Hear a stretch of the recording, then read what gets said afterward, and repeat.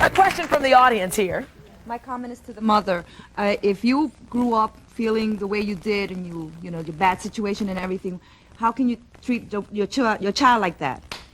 Why can't you treat your child differently if you grew up like that? I think that's real simple. She hasn't had any decent role models. I mean, her whole family, aunts, uncles, But I think what the lady is saying is, if she had such a tough life as a child, why should she not want something so much better for her own? I think she knows how.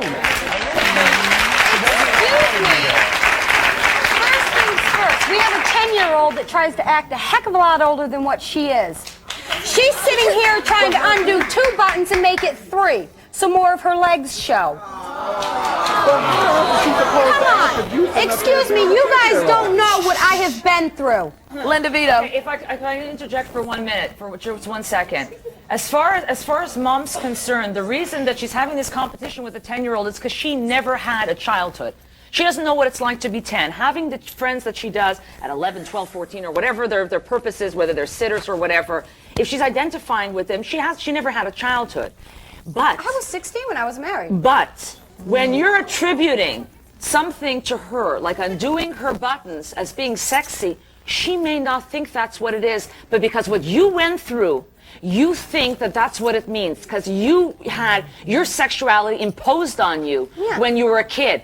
But when you think that you're helping her out by telling her that that's what she's doing, when she doesn't have a clue of what she's doing. I never told her until right now. Yeah, I know, but you did it now. Do you know And you can also saying? project things on people without saying Without that. them realizing. Also the fact that what is a dad, what is a husband, what is a man around the house? You can't look at this gentleman here and say, I never had someone like him in my house.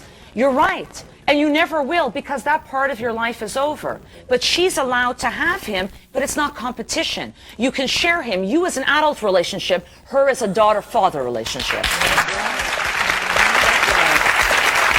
the audience, yes.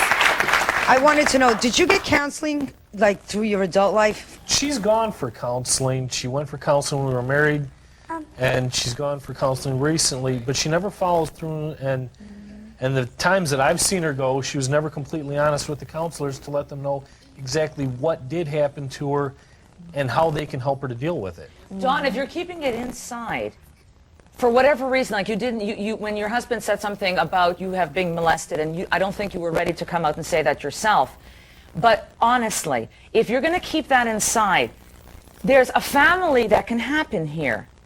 But first what you have to do is you have to know who you are as a woman now, and you're going to have to go back and see what happened back then. Bring that forward. You can't keep it inside. You're never going to go forward. Dawn, what I would love for you, friend to friend, is to go through that therapy so when you see yourself, wherever it is, particularly in your daughter, you see things that you love about yourself. But that takes self-discovery, and that takes therapy, and that takes love.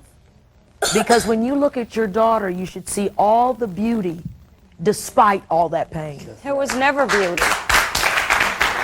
There's some beauty in there. There's beauty in there, but you have to find it too. We'll be right back in a minute. Continue this conversation. I'll be back. I'll let you start.